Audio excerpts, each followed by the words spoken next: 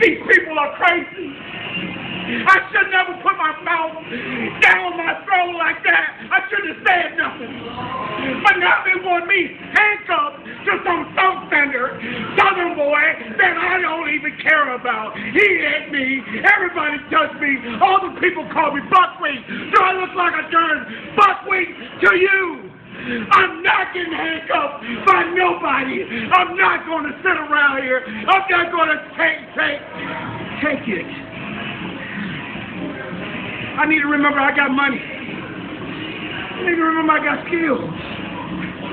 I need to remember I got talent. So maybe I would get handcuffed if you get my drift.